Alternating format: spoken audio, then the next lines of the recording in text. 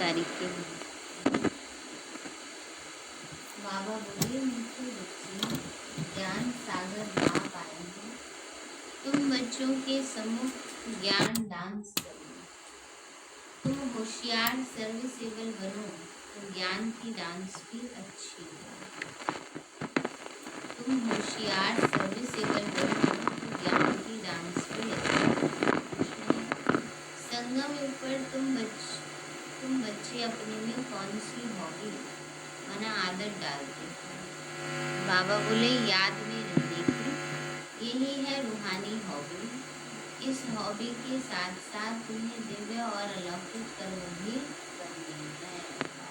यही रूहानी हॉबी है, इसके साथ अलौकिक कर्म भी करने हैं। ब्राह्मण तुम्हें सबको सच्ची सच्ची कथा जरूर सुनानी है। सर्विस की भी तुम बच्चों में हॉबी होनी चाहिए। गीत है, धीरज धर बलवा धीरज धर, अब सबके दुख ओम शांति। जैसे कोई हॉस्पिटल में बीमार होते हैं तो पेशेंट दुख से छूटने की आश रखते हैं। डॉक्टर से पूछते हैं क्या हाल है, कब ये बीमारी छूटेगी। तो वह तो सब है हद की बातें, ये है बेहद की बात। बाप आकर बच्चों को राय देते हैं। यह तो बच्चे जान चुके हैं कि बरोबर सुख और दुख का खेल है। यूं तो तुम बच्चों को सतयुग में जाने से भी जास्ती फायदा यहाँ है, क्योंकि जानते हो कि इस समय हम ईश्वरीय गोद में हैं, ईश्वरीय औलाद हैं।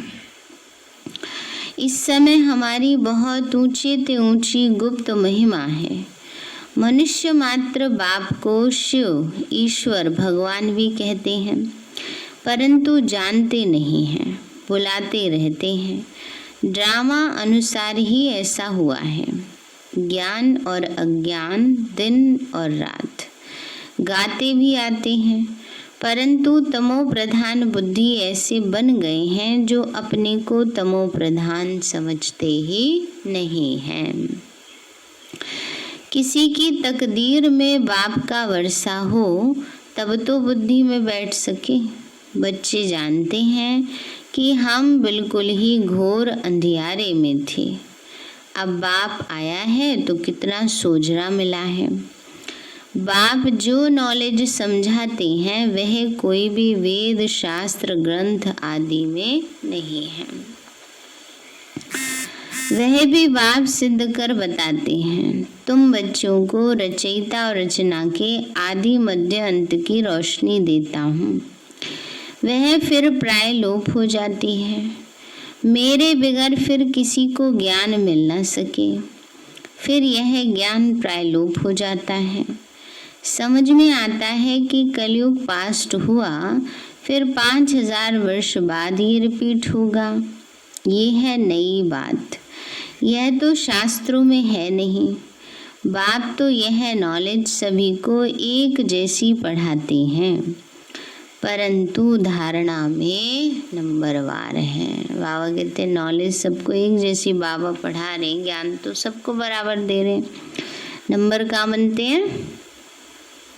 धारणा में। कोई अच्छे सर्विसेबल बच्चे आते हैं तो बाबा का डांस भी ऐसा चलता है ना, ज्ञान की पॉइंट्स। कोई स्थूल में थोड़ी बाबा कोई किसी बच्चे को देख के डांस करते थे, लेकिन ये ज्ञान डांस की बात है। ज्ञान के अच्छी अच्छी पॉइंट्स सिखाएंगे। जो ऐसे बैठे हैं वायरे होकर के सुना कर रहे हैं ना, तो बाबा कहते फिर पॉइंट्स भी वैसी हो चलती है उन बच्चों के सामने। डांसिंग गर्ल के आगे देखने वाले बहुत शौकीन होते हैं, तो वह भी खुशी से बहुत अच्छा डांस करती है। थोड़े बैठे होंगे तो कॉमन रीति से थोड़ा डांस करेगी। वहाँ करने वाले बहुत होंगे तो उनका भी उल्लास बढ़ेगा। यहाँ भी ऐसे हैं। मुरली सब बच्चे सुनते हैं, लेकिन सम्मुख सुनने की तो बात ही और है ना। यह भी दिखाते हैं कि कृष्ण डांस करता था, डांस कोई वह नहीं है। वास्तव में है ज्ञान की डांस। शिव बाबा खुद बताते हैं कि मैं ज्ञान की डांस करने आता हूँ, मैं ज्ञान का सागर हूँ। तो अच्छी अच्छी पॉइंट्स निकलती हैं। ये है ज्ञान की मुरली, कांठ की मुरली नहीं है। पतित पावन बाप आकर सहज राजयोग सिखाएंगे या लकड़ी की मुरली बजाएंगे। बाबा कहते हैं किसकी बात है? ज्ञान मुरली की बात है। कोई लकड़ी की मुरली बजाने वाले नहीं, श्री कृष्ण के हाथ में तो वे दिखाते हैं ना। ये किसी के भी ख्याल में नहीं होगा कि बाप आकर ऐसे राजयोग सिखाते हैं। अभी तुम बच्चे जानते हो, बाकी कोई भी मनुष्य मात्र को यह बुद्धि में आ न सके। आने वालों में भी नंबरवार पद पाते हैं। जैसे कल्प पहले किया है वैसे ही पुरुषार्थ करते रहते हैं। तुम जानते हो कल्प पहले माफिक बाप आते हैं, आकर बच्चों को सब राज खोल कर बताते हैं। कहते हैं कि मैं भी बंधन में बंधा हुआ हूँ। किसके?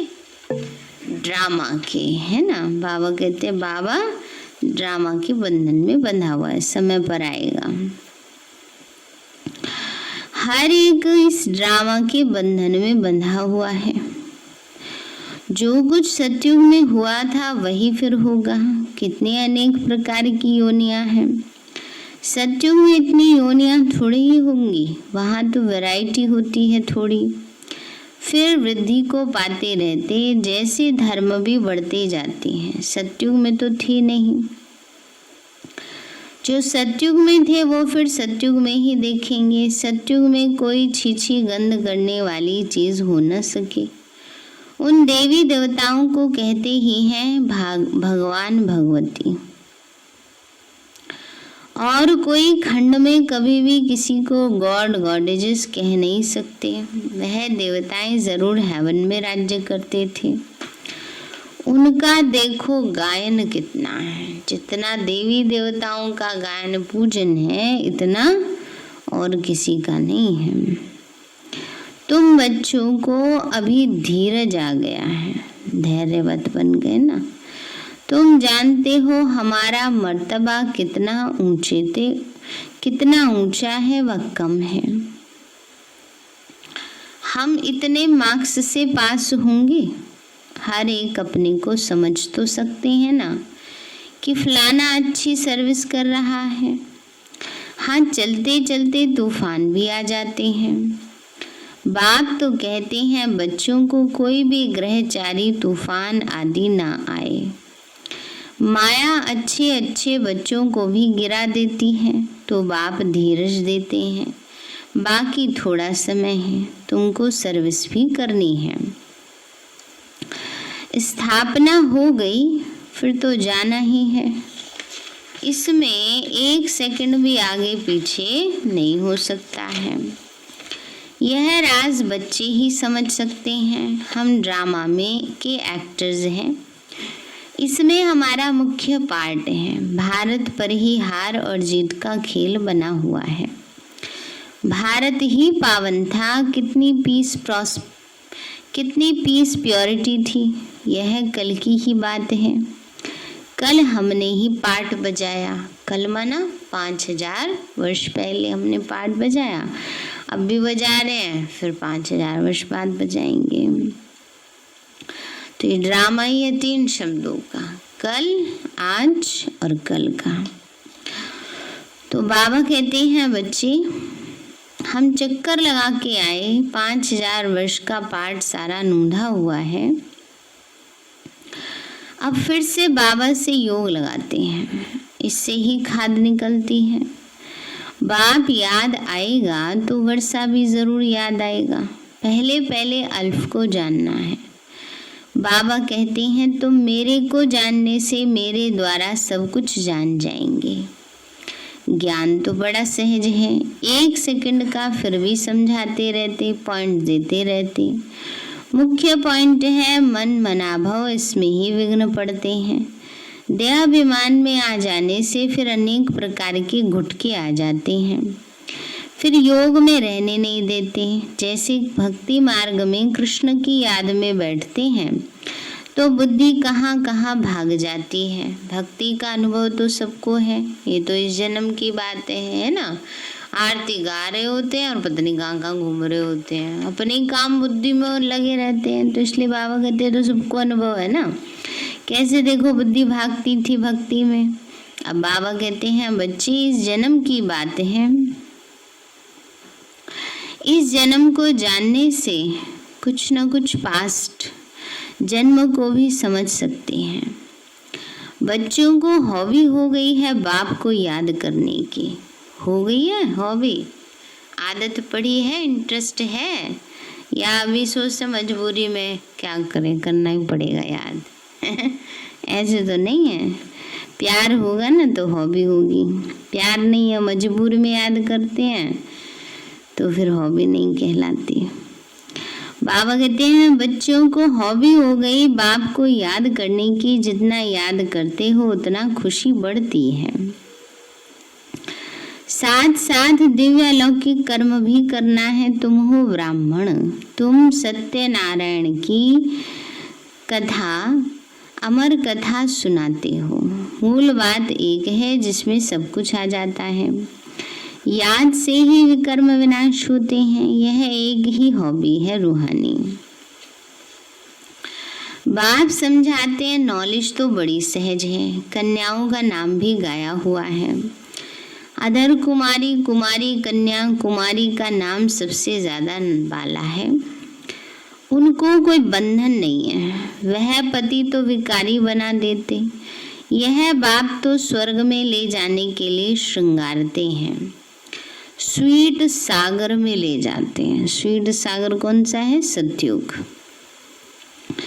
बाबा कहते हैं इस पुरानी दुनिया को पुरानी देह सहित बिल्कुल भूल जाओ।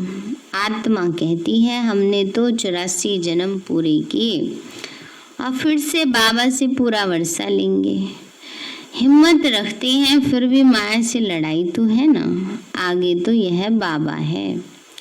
माया के तूफान जास्ती इनके पास आते हैं, पर बाबा के पास रुकते नहीं हैं। आते हैं लेकिन रुकते नहीं हैं। रुकना माना तूफान आए माया के, उन्हीं बातों में उलझे रहते हैं। दिन बीतते जाते हैं, तूफान बढ़ते जाते हैं। बाबा के पास आए, पानी पे लकीर कितने देर रुकती है? लगाते जाओ हटती जाती है। ऐसी बाबा के सामने कोई बात आती थी तो बाबा की अवस्था इतनी ऊंची थी कि जो बात खत्म हो जाती थी फौरन। तो बाबा इसलिए समझाते हैं बच्चों को कि बच्चे कहीं दिल शिकस्त ना हो जाएं। पर बाबा ये भी बात समझा रहे हैं कि बातें आएंगी और चली जाएंगी। तो बाबा कहते बच्चे बहुत आकर पूछते हैं कि बाबा हमको ये होता है। बाबा बताते हैं बच्चे हाँ ये तूफान तो जरूर आएंगे, पहले तो मेरे पास ही आते हैं, अंत में सब कर्मातीत अवस्था को पालेंगे। ये कोई नई बात नहीं है, कल अब पहले भी हुआ था।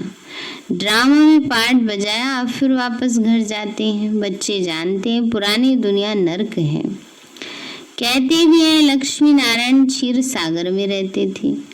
इन्हों के मंदिर कितने अच्छे अच्छे बनाते हैं। पहले पहले मंदिर बनाया होगा तो क्षीर का ही तालाब बनाकर विष्णु की मूर्ति को बिठाया होगा, है ना। पशुपतिनाथ में एक ऐसा छोटा सा कुंड बनाते, उसमें बीच में विष्णु की लेटी हुई मूर्ति है। तो स्पेशल दिन कोई त्योहार आदि के दिन उसको दूध से भर देते हैं, तो उसको कहते हैं, बाबा कहते हैं क्षीर का तालाब, माना दूध का तालाब।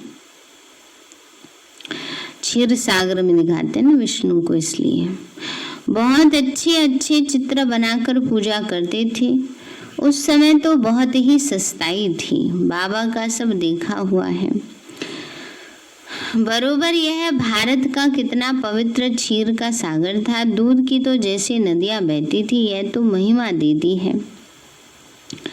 स्वर्ग का नाम लेते ही मुख पानी हो जाता है। तो तुम बच्चों को अब ज्ञान का तीसरा नेत्र मिला है, तो बुद्धि में समझ आई है, बुद्धि चली जाती है अपने घर, फिर स्वर्ग में आएंगे। वहाँ सब कुछ नया ही नया होगा। बाबा श्री नारायण की मूर्ति देख बहुत खुश होता था, बहुत प्यार से रखता था। ये नहीं समझता था कि मैं ये बनूंगा, हम ये बनूंगा। तो ये ज्ञान तो बाबा से मिला है तुमको, ब्रह्मांड और सृष्टि चक्र के आदि मध्य अंत का ज्ञान है। जानते हो कि हम कैसे चक्कर लगाएंगे। बाबा हमको राजयोग सिखला रहे हैं। तुम बच्चों को तो बहुत खुशी होनी चाहिए। बाकी थोड़ा समय है, शरीर को कुछ ना कुछ तो होता ही रहता है ना, वो तो हिसाब किताब है, कर्म का भोग है। अब यह अंतिम जन्म है, अब तुम्हारे सुख के दिन आते हैं। ड्रामा प्लान अनुसार देखते हो कि विनाश सामने खड़ा है, तुमको तीसरा नेत्र मिला है। मूल वतन, सूक्ष्म वतन, स्थूल वतन को अच्छी रीति जानते हो। यह सुदर्शन चक्र तुम्हारी बुद्धि में फिरता रहता है। खुशी होती है, खुशी होती है, चक्र फिरता है या प्रदर्शन चक्र फिरता है?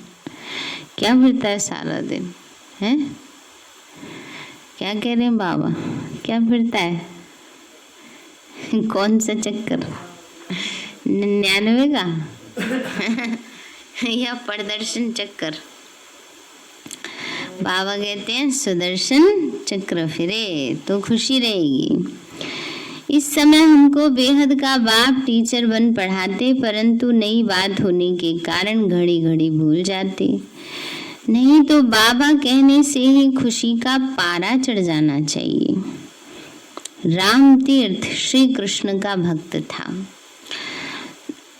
तो कृष्ण के दर्शन के लिए कितना करते थे। उनको साक्षात्कार हुआ और खुशी हो गई, परंतु उससे क्या हुआ? मिला तो कुछ भी नहीं। हाँ, तो तुम बच्चों को खुशी भी है, क्योंकि जानते हो कि 21 जन्म के लिए हम इतना ऊंचा पद पाते हैं। 3 हिस्सा तो तुम सुखी रहते हो, अगर आधा आधा हो फिर तो कुछ फायदा हुआ ही नहीं। तुम 3 हिस्सा सुख में रहते हो, तुम्हारे जैसा सुख कोई देख न सके, तुम्हारे लिए तो सुख अपार है। महान सुख में तो दुख का पता ही नहीं चलता। संगम पर तुम दोनों को जान सकते हो कि अभी हम दुख से सुख में जा रहे हैं। मुंह है दिन की तरफ और लात है रात की तरफ। इस दुनिया को लात मारनी है, अर्थात बुद्धि से भूलना है। आत्मा जानती है अब वापस घर जाना है। बहुत पाठ बजाया, ऐसे ऐसे अपने से बातें करनी होती हैं। अब जितना बाप को याद करेंगे उतना ही कट निकलेगी, जितना बाप की सर्विस पर रहकर समान बनाएंगे उतना ही बाप का शो करेंगे। बुद्धि में है अब घर जाना है, तो घर को ही याद करना चाहिए। पुराना मकान गिरता रहता है। अब कहाँ नया मकान, कहाँ पुराना मकान, रात दिन का फर्क है। यह तो हूबहू विषय वैतरणी नदी है, एक दो को मारते झगड़ते रहते। बाकी भी बाबा आया हुआ है तो लड़ाई तो शुरू हो गई है। अगर स्त्री विकार नहीं देती तो कितना तंग करते, कितना माथा मारते। कल पहले भी अत्याचार हुए थे। वह अभी की बात गाई जाती है, देखते हो कितना पुकारती है। वही ड्रामा का पार्ट बज रहा है। यह बाप जाने और बच्चे जाने और न जाने कोई, आगे चलकर सबको समझने का है। गाते भी हैं पतित पावन सर्व का सदगति दाता बाप।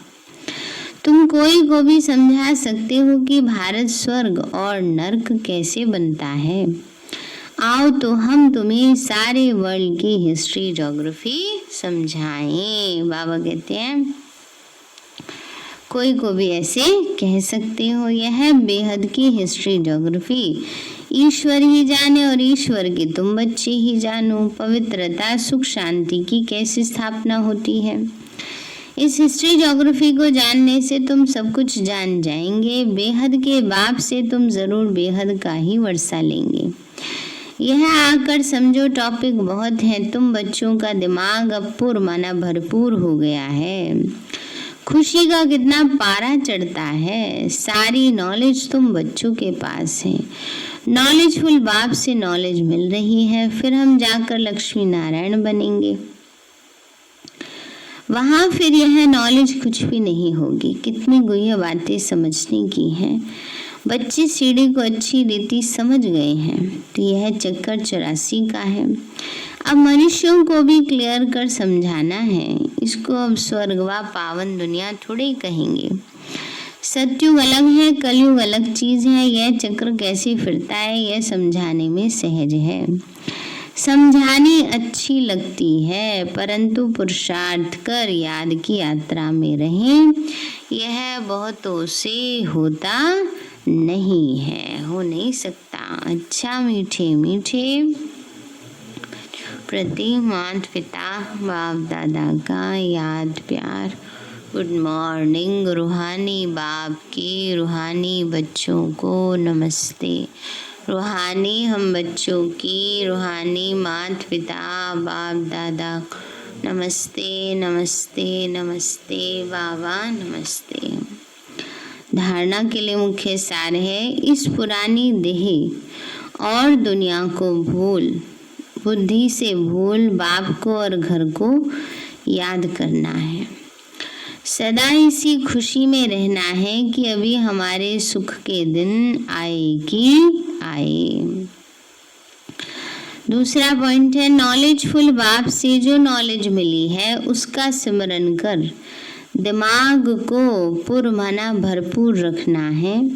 देहाभिमान में आकर कभी भी किसी भी प्रकार का गुटखा नहीं खाना है। गुटखा खाना माना अंदर अंदर घुटते रहते हैं, सोचते रहते हैं, व्यर्थ संकल्प चलाते रहते हैं, संशय में आते रहते हैं, उसको कहते हैं गुटखा खाना। वरदान दिया बाबा ने, ईश्वरीय भाग्य में लाइट का क्राउन प्राप्त करने वाले सर्व प्राप्ति स्वरूप भव। बाबा बोले दुनिया में भाग्य की निशानी राजाई होती है और राजाई की निशानी ताज होता है। ऐसे ईश्वरीय भाग्य की निशानी लाइट का क्राउन है और इस क्राउन की प्राप्ति का आधार है प्योरिटी। लाइट का क्राउन है प्रभा मंडल उसको कहते हैं, उसको लाइट का क्राउन कहते हैं। वो कितना कैसे बढ़ता है, जितनी जिस आत्मा के अंदर प्योरिटी की पावर होती है, पावर्स बढ़ जाती हैं तो प्रभा मंडल अच्छा बड़ा हो जाता है, आभा मंडल। इस क्राउन की प्राप्ति का आधार है प्योरिटी। संपूर्ण पवित्र आत्माएं लाइट के ताजधारी होने के साथ साथ सर्व प्राप्तियों से भी संपन्न होती हैं। अगर कोई भी प्राप्ति की कमी है तो लाइट का क्राउन स्पष्ट दिखाई नहीं देगा। स्लोगन है, अपनी रूहानी स्थिति में स्थित रहने वाले ही मनसा महादानी हैं। अपनी रूहानी स्थिति में स्थित रहने वाले ही मनसा महादानी है, क्योंकि जो रूहानी स्थिति में रहेगा उससे ऑटोमेटिकली सुख शांति पवित्रता के वाइब्रेशन फैलते हैं ना। तो इसलिए बाबा कहते हैं वो जैसे मनसा महादानी हो गए। सारे मीठे बच्चे, ज्ञान सागर बाप आए हैं तुम बच्चों के सम्मुख ज्ञान डांस करने। तुम होशियार सर्विसेबल बनो तो ज्ञान की डांस भी अच्छी हो। प्रश्न है, संगम युग पर तुम बच्चे अपने में कौन सी हॉबी डालते हो? बाबा बोले याद में रहने की। यही है रूहानी हॉबी। इस हॉबी के साथ साथ तुम्हें दिव्य और अलौकिक कर्म भी करने हैं। तुम हो ब्राह्मण, तुम्हें सबको सच्ची सच्ची कथा जरूर सुनानी है। सर्विस की भी तुम बच्चों में हॉबी होनी चाहिए। गीत है, धीरज धर बनवा धीरज धर। अच्छा, ओम शांति। मीठे बाबा, आपने हमें सब कुछ दिया, आपका पदम गुणाभार शुक्रिया। प्यारे बाबा, आप हमें ज्ञान गुण शक्तियों वरदानों और सद्बुद्धि से भरपूर करते हो। आपका बार बार शुक्रिया। मीठे बाबा, आपने मुझे आत्मा को,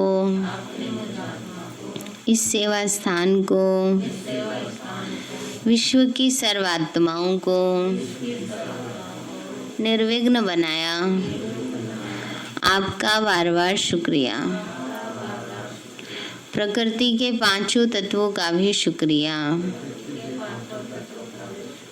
साइंस के साधनों का भी शुक्रिया।